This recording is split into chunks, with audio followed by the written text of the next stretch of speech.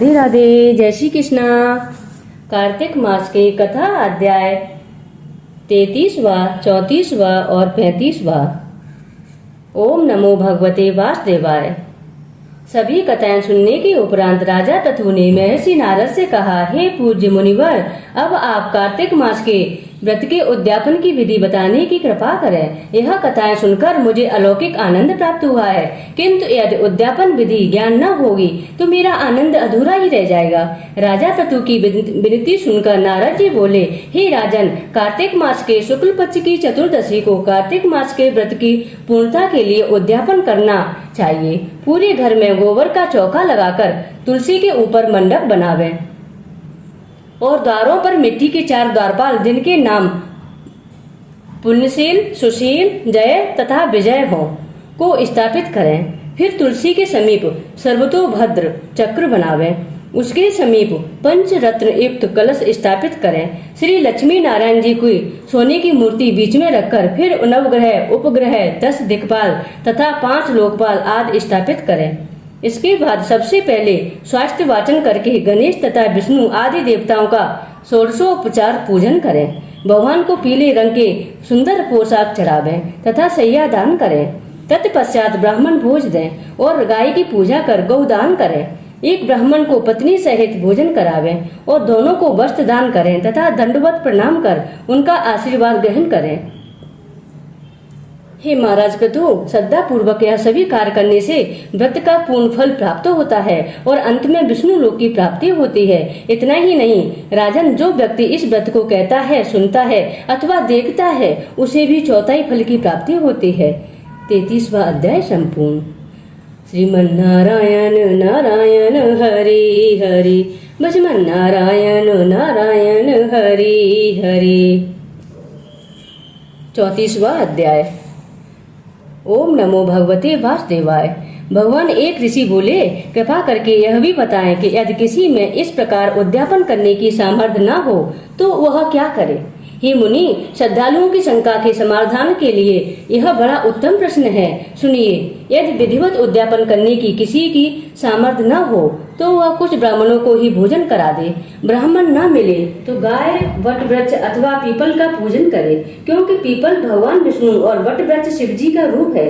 हे ऋषिवरों, इसी प्रकार पलाश को ब्रह्मा जी का रूप माना गया है। यह वेद सुनकर ऋषियों ने आश्चर्य युक्त होकर पूछा, हे सूत जी, श्री ब्रह्मा, विष्णु और महेश किस कारण से वृक्ष रूप को प्राप्त हुए। तब सूत जी बोले, हे, एक समय भगवान शिव और माता पार्वती एकांत में विराजमान थे।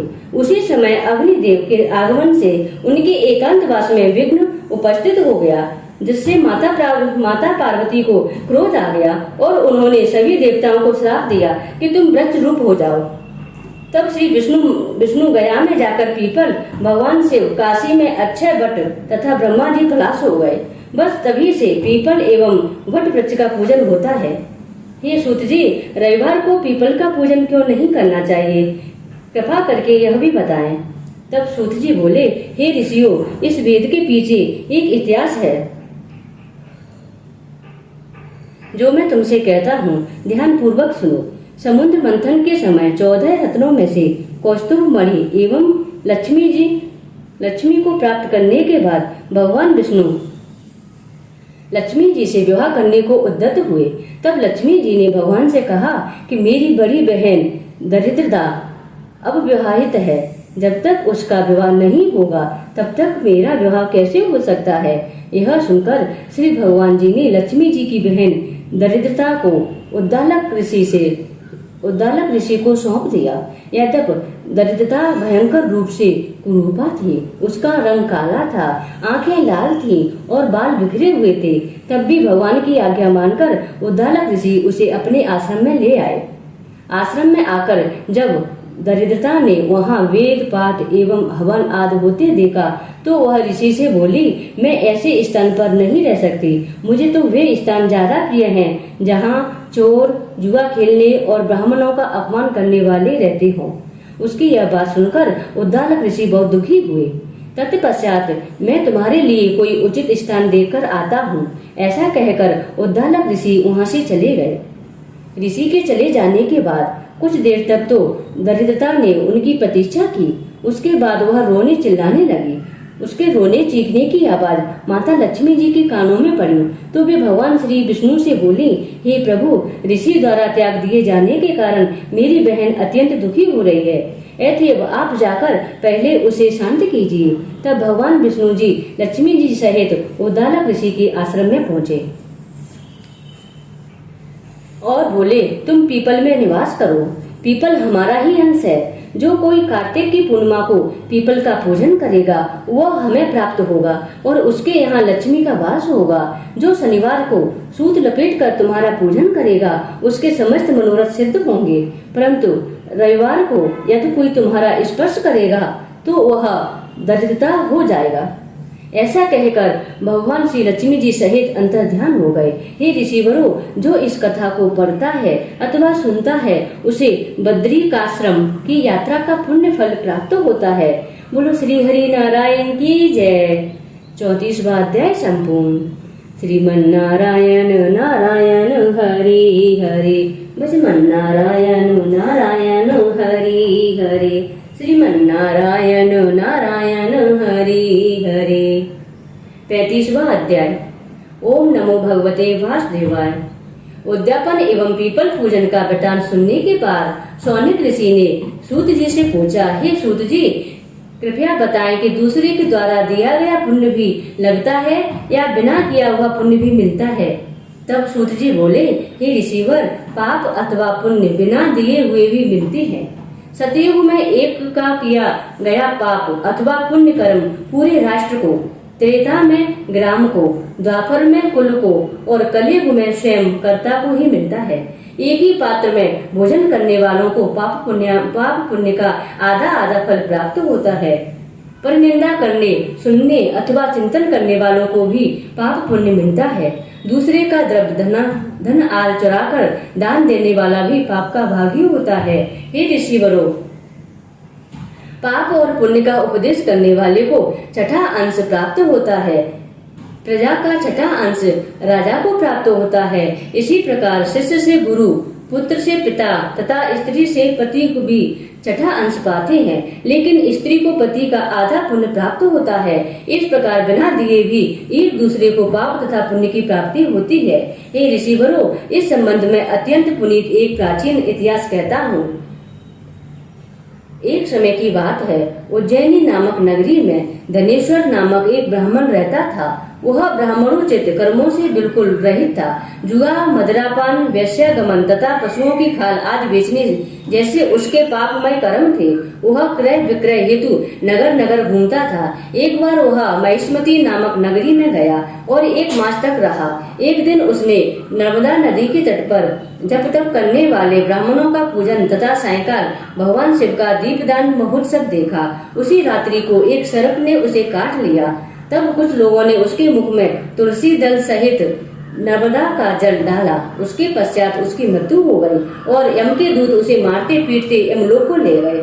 यमराज ने आज्ञा दी, इसे खोलते हुए तेल में डाल दो। तत्पश्चात मुग्धरों से मार लगाकर कुंभी पाक नरक में डाल दो। यमदूत उसे ले गए और खोलते हुए तेल में डाल दिया, मगर यह देखकर यमदूत चकित हो उठे कि उसे तेल में डालते ही तेल ठंडा हो गया। यमराज को यह समाचार दिया गया तो सुनकर वे भी आश्चर्यचकित हुए। ठीक उसी समय महर्षि नारद यमराज की सभा में जा पहुंचे। यथोचित आदर मानकर सब यमराज ने उन्हें यह घटना बताई तो वे बोले, हे धर्मराज, धनेश्वर महापापी होते हुए भी कार्तिक मास के व्रत करने वालों की सत्संगत के कारण पुण्य आत्मा हो गया है। मृत्यु के समय इसके मुख में तुलसी दल एवं नर्मदा का जल छोड़ा गया और श्री हरि विष्णु का नाम भी इसके कानों में पड़ा है। हे धर्मराज, इसी कारण इसके सारे पापों का नाश हो गया है। इतना कहकर नारद जी ब्रह्मलोक को प्रस्थान किए। हे ऋषिवरों, इसके बाद धनेश्वर कुबेर का अनुगामी धनयज्ञ हुआ, जिसके नाम से अयोध्या नगरी में भगवान गदाधर के नाम से तीर्थ विख्यात हुआ है। गदाधर के नाम से तीर्थ विख्यात हुआ है। हे ऋषियों, किसी इच्छा अथवा लालच से किया गया पाप गीला तथा कामना रहित पाप शुष्क कहलाता है। इस कार्तिक मास के व्रत का ही यह प्रभाव है कि इससे गीले तथा शुष्क दोनों ही प्रकार के पाप नष्ट हो जाते हैं। इस कार्तिक मास के व्रत का ही यह प्रभाव है कि इससे गीले तथा शुष्क दोनों ही प्रकार के पाप नष्ट हो जाते हैं। बोलो श्री हरि नारायण की जय। इति श्री कार्तिक महात्म समाप्तम। श्रीमन्नारायण नारायण हरि हरि, भजमन नारायण नारायण हरि हरि, श्रीमन्नारायण नारायण हरि हरि। तुलसी विवाह। शिवा गिरा शंकर सुवन, शंभु शुक्र मुनि व्यास, तुलसी माता सुमर के लिखे वाक्य कुछ उदास। यहाँ तक की कथा सुनकर सभी ऋषियों ने इस प्रकार निवेदन किया, हे सूत जी, कार्तिक महात्म सुनकर हम धन्य हुए। अब आप तुलसी जी के विवाह के संदर्भ में बताएं। तुलसी विवाह की क्या विधि है और इसके करने से क्या फल प्राप्त होता है, कृपा करके इसका वर्णन कीजिए। ऋषिगणों का यह निवेदन सुन आनंद मग्न होकर श्री सूत जी बोले, हे मुनियों, मैं तुलसी विवाह की विधि का वर्णन करता हूँ, ध्यान पूर्वक सुनो। जब सूर्य उत्तरायण हो, गुरु शुक्र का उदय हो, विवाह के नक्षत्र हो और विशेषकर पूर्णिमा हो अथवा कार्तिक माह या भीष्म पंचक हो, तब तुलसी वन में जाकर अथवा अपने घर में ही एक सुंदर मंडप बनावे और हवन कुंड सहित मनोहर वेदी की रचना कर ऋत्विक ब्राह्मणों को निमंत्रित करें। ब्राह्मण राग द्वेष से रहित विद्वान हो, तब ग्रह यज्ञ करते हुए मातृकाओं की पूजा करें। हे ऋषिवरों, ऋत्विक के उपस्थित हो जाने पर पहले नंदी मुख श्राद्ध करें, तत्पश्चात स्वर्ण के शालिग्राम का विधि विधान पूर्वक पूजन करें, तत्पश्चात चांदी की तुलसी उन्हें समर्पित करें। इसी प्रकार विधि पूर्वक तुलसी जी का पान ग्रहण कराने के पश्चात विधि पूर्वक होम करें। तत्पश्चात सपत्नी बंधु बांधवों सहित विष्णु भगवान की प्रदक्षिणा कर शांति पाठ एवं मंगल गान करें। उस समय स्त्रियां भी मंगल गान करें एवं बेरी आदि वाद्य यंत्र बजावे। हे मुनिवरों, ऐसा हो जाने पर यजमान को गोदान और शय्या दान करना चाहिए एवं ऋतुजों को दक्षिणा देकर विप्र भोज एवं जाति के बंधुओं को भोजन कराना चाहिए। इस प्रकार श्री तुलसी जी के विवाह की विधि बताकर सूत जी बोले, हे महर्षियों, इस प्रकार जो कोई मनुष्य श्रद्धा और भक्ति से युक्त होकर सत्य, शांति एवं संतोष को धारण करता है, वह विष्णु भगवान को तुलसी जी समर्पित करता है, वह सभी पापों से मुक्त होकर समस्त संसारी सुखों को प्राप्त करता है और अंत में विष्णु के दुर्लभ पद को प्राप्त होता है। इसमें किसी प्रकार का संशय नहीं है। बोलो श्री हरि नारायण की जय। तुलसी माता चालीसा और आरती। जय जय तुलसी भगवती सत्यवती सुखदान, नमो नमो हरि प्रेयसी श्री वृंदा गुणखान। जय नंदिनी जग पूजिता विश्व पावनी देव, जयत पुष्प सारा सुरभि देवो अमर वरम। श्री हरि शीस विराजनी देवो अमर वरम, जनहित हे वृंदावनी अब जन करो विलम। धन्य धन्य श्री तुलसी माता, महिमा आगम सदा श्रुति गाता। हरि के प्राणों से तुम प्यारी, हरिओ हेतु कीनो तप भारी। जब प्रसन्न है दर्शन दीनो, तब कर जोर विनय अस कीनो। हे भगवंत कंत मम हो, दीन जान जन छाड़ो छोहो। सुन लक्ष्मी तुलसी की वाणी, दीनो श्राप क्रोध पर आनी। असे अयोग बर मांगन हारी, हो बेटब तुम जड़ तनुधारी। सुनि तुलसी श्रापों ते ढामा, करो बास तुय नीचन धामा। दियो बचन हरि तब तत्काला, सुनो सुमुख जन हो बेहाला। समय पाए है रोपति दोरा, पूजो आस बचन सत मोरा। तब गोकुल में गोप सुदामा, तासु बही तुलसी तू बामा। कृष्ण रास लीला के माही, राधे सख्यो प्रेम लखनाही। दियो श्राप तुलसी तत्काला, नर लोकै तुम जन्मो बाला। भयो गोप वै दानव राजा, शंख चूर्ण नामक सिर ताजा। तुलसी भई तासु की नारी, परम सती गुण रूप अघारी। असुदे कल्प गीत जब गया हूँ, कल्प तृतीय जन्म तब भया हूँ। वृंदा नाम भयो तुलसी को, असुर जलंधर नाम पति को। करे अति द्वंद अतुल बलधामा, लीना शंकर से संग्रामा। जब नित सैन्य सहित शिव हारे, मरै न तब हर हरै पुकारे। पतिव्रता वृंदा थी नारी, को न सके पतहि संहारी। तब जलंधर भेष बनाही, वृंदा ढिंग हरि पहुँचो जाही। शिव हित लय करे कपट प्रसंगा, कियो सतीष्ट धर्म ते भंगा। भयो जलंधर कर संहारा, सुनि वृंदा उर शोक उपारा। ते छना दियो कपट हरि टारी, लखि वृंदा दुख गिरा उचारी। जलंधर है जस हत्यो बीता, सोई रावण है हरहि सीता। अस प्रस्तर सम हृदय तुम्हारा, धर्म खांडे मम पतहि संहारा। यही कारण लय साप हमारा, होवे तनु पाषाण तुम्हारा। सुनि हरि तुरत वचन उचारे, दियो श्राप तुम बिना विचारे। लख्यो ना निज कर तूत पति को, छलन चाहो जब पार्वती को। जड़ मत तुम अस हो जड़ रूपा, जग में तुलसी बिटप अनूपा। धरव रूप हम साल गिरामा, नंदी गंडकी बीच ललामा। जो तुलसी दल हमें चढ़ा है, सब सुख भोग पर हम पद पाए। बिन तुलसी हरि जलत शरीरा, अतिशय हुटत शीस उर पीरा। जो तुलसी दल हरि सिर धारत, सो सहित्र गट अमृत डारत। तुलसी हरि मन रंजन हारी, रोग दोष दुख मंजन हारी। प्रेम सहित हरि भजन निरंतर, तुलसी राधा में नहीं अंतर। व्यंजन हो 56 प्रकारा, बिन तुलसी दल हरै प्यारा। सगल तीरथ तुलसी धनु छाही, लहत मुक्त जन संशय नाही। कवि सुंदर हरे एक गुण गावत, तुलसी निकट सहस गुण गावत। बसत निकट दुर्वासा धामा, जो प्रयाग ते पूर्व ललामा। पाठ करहे जो नित नर नारी, होए सुखी भासै त्रिपुरारी। तुलसी चालीसा पढ़े, तुलसी तरु धारे। दीप दान कर पुत्र फल, पापै बंधो नारे। सकल दुख दरिद्र हरे, हार होए परम प्रसन्न। अतिशय धन जन लय ग्रह, बसे पूर्णा अन्न। लय अभिमत फल जगत महा, लय पूर्ण सब कामो। जय दल अर्पण तुलसी तहाँ, सहस बसै हरिधामो। तुलसी महिमा नाम लख, तुलसी सुत सुख रास। मानस चालीसा रच्यो, जग में तुलसीदास।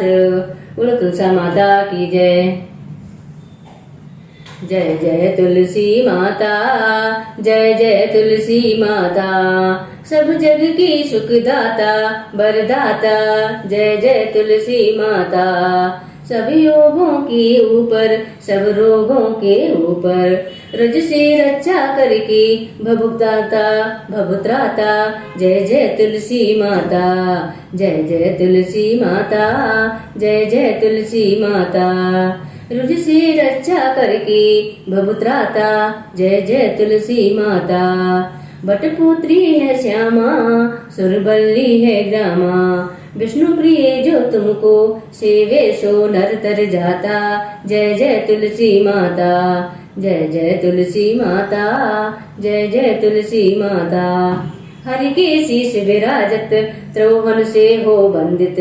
पतित जनों की तारणी विख्याता।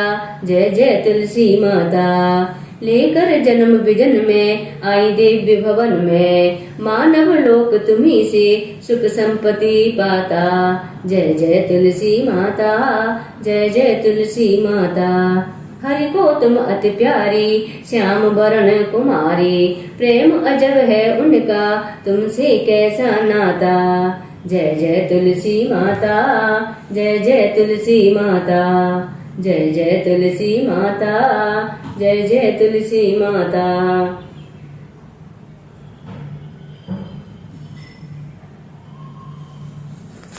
तुलसी महारानी नमो नमो, हरि की पटरानी नमो नमो।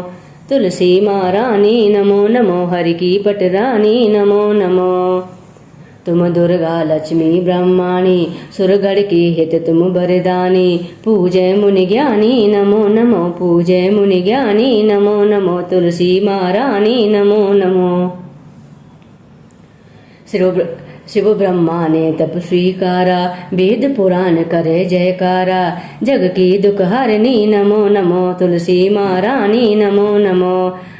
अगणित सेवक तुमने तारे, मुनिगढ़ सेवक कहते सारे। अक्षय वरदानी नमो नमो, अक्षय वरदानी नमो नमो, तुलसी महारानी नमो नमो। विश्वनाथ है शरण तुम्हारी, सकल अवेद्या हरो हमारी। विष्णु प्रिय भावनी नमो नमो, विष्णु प्रिय भावनी नमो नमो, तुलसी महारानी नमो नमो। हरि की पटरानी नमो नमो, तुलसी महारानी नमो नमो। जय जय तुलसी भगवती, जय जय हे सुखदान। नमो नमो हरि प्रेयसी, वृंदा श्री गुणखान। जय देवी जग पूजता, तुम्हारी कीर्ति महान। नमो नमो दुख हारिणी, अम्बुदेव वरदान। धन्य धन्य व्रतधारिणी, धन्य धन्य हे मातो। तुम्हारी महिमा दिवस निश, वेद शास्त्र नित गात। देव पुनीता तुम्हारे, जो जन नित गुण गाए। सुखी होए संसार में, अंत विष्णु पद पाए। विष्णु शरण में आवसे, अद्भुत तेज विचार। इस लीला को गा रहा युग युग से संसार। शिव ब्रह्मा और देवगण करते जय जयकार। भक्तों की सुनना सदा माता करुण पुकार। भक्तों की सुनना सदा माता करुण पुकार। तुलसी वृंदा के चरण पूजे जो नर नारे। उनकी विपदा हरत हैं क्षण में श्री त्रिपुरारे। उनकी विपदा हरत हैं क्षण में श्री त्रिपुरारे। बोलो श्री हरि नारायण की जय, तुलसी माता की जय। शालिग्राम की आरती। शालिग्राम सुनो विनती मुरी, यह वरदान दया कर पाऊं। प्रातः काल हुट मंजन करके, प्रेम सहित स्नान कराऊं। शालिग्राम सुनो विनती मुरी, यह वरदान दया कर पाऊं। चंदन धूप दीप तुलसी दल, वरण वरण के पुष्प चढ़ाऊं। तुमरे सामने नृत्य करूं नित, प्रभु घंटा शंख मृदंग बजाऊं।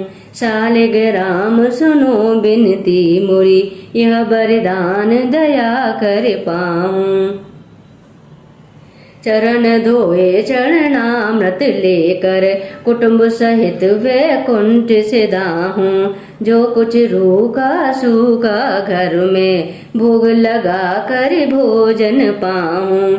मन वचन कर्म से पाप किए हैं, जो प्रक्रमा के साथ बहाऊं। ऐसी कृपा करो मुझ पर, जम के द्वारे जाने ना पाऊं। ऐसी कृपा करो मुझ पर, जम के द्वार जाने ना पाऊं। शालिग्राम सुनो विनती मुरी, यह वरदान दया कर पाऊं। माधो दास की विनय यही है, हरिदासन की दास कहाँ हूँ। शालिग्राम सुनो विनती मुरी, यह वरदान दया कर पाऊं। बोलो श्री हरि नारायण की जय, लक्ष्मी नारायण की जय, तुलसा माता की जय, शालिग्राम भगवान की जय। राधे राधे।